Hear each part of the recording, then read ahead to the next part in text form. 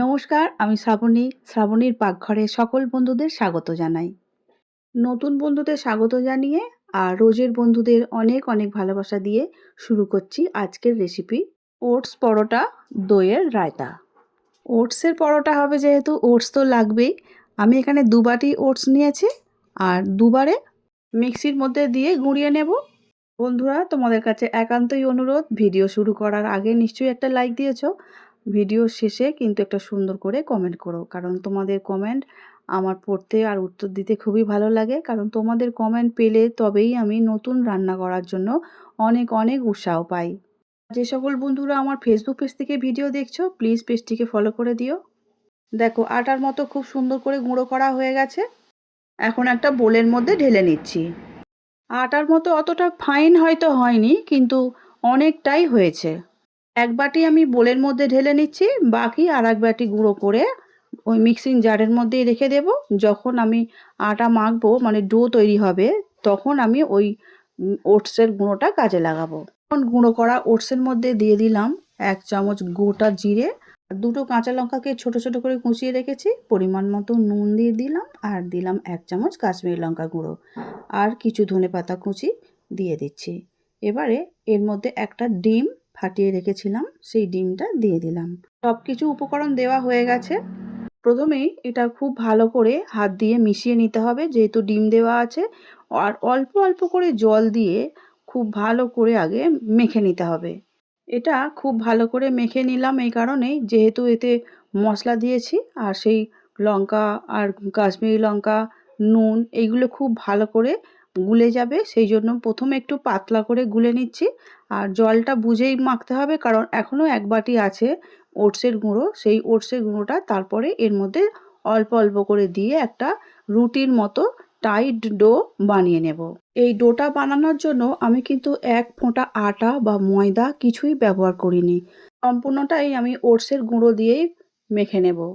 আর অল্প অল্প করে দেওয়া শুরু করে দিয়েছি, দেখতেই পাচ্ছ। এবারে হাত দিয়ে খুব ভালো করে মেখে নিতে হবে।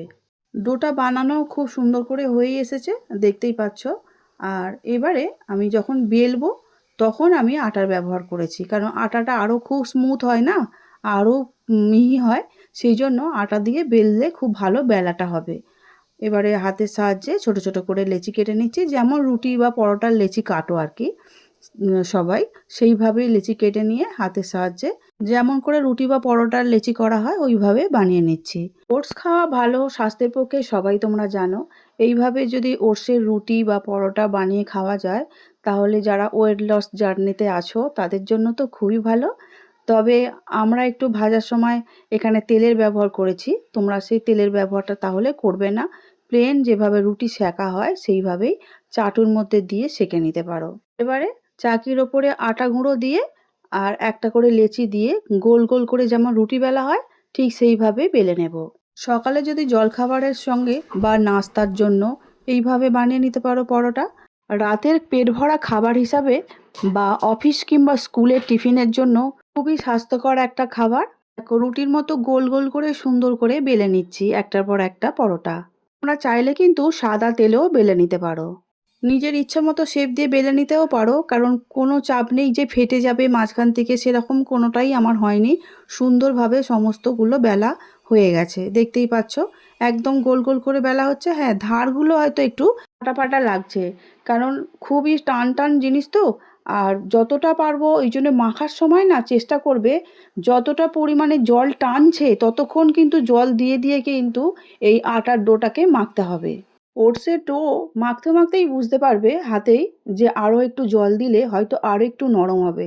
তাহলে কিন্তু সেই অনুযায়ী অল্প অল্প করে জল দিয়ে সুন্দর করে ডোটা বানিয়ে নিতে হবে। তাহলে প্রত্যেকটা রুটি বা পরোটা সুন্দর করে বেলা হবে। এদিকে একটা কড়া বসিয়ে দিয়েছি, কড়াটা একটু গরমও হয়ে গেছে। একটা পরোটা প্রথমে দিয়ে দিলাম। 2 মিনিট নিচের দিকটা একটু ভালো করে সেঁকা হয়ে গেলে তারপরে উল্টে দেবে। আবারও 2 মিনিটের মতো নিচের দিকটা থেকে ওপরের দিকটা সেঁকে নেওয়ার পরে অল্প করে একটু সাদা তেল দিয়ে দিতে হবে। আমি অল্প অল্প করে তেল দিয়েই পরোটাগুলো ভেজে নেব। দেখতেই পাচ্ছ, সামান্য তেল দিয়েছি, ওই 1 চামচের মতো। এই তেলটা দিয়েই এপিট ওপিট করে সুন্দর করে ভেজে নেব। আর কিন্তু বেশি তেল দেব না। যেভাবে আমরা আটা বা ময়দার পরোটা বানাই ঠিক সেইভাবেই এপিট ওপিট করে সেঁকে নিয়ে তুলে নিতে হবে। প্রথম পরোটা আমাদের বানানো হয়ে গেছে। আমি কড়া থেকে তুলে নিয়ে একটা প্লেটের মধ্যে রেখে দিচ্ছি।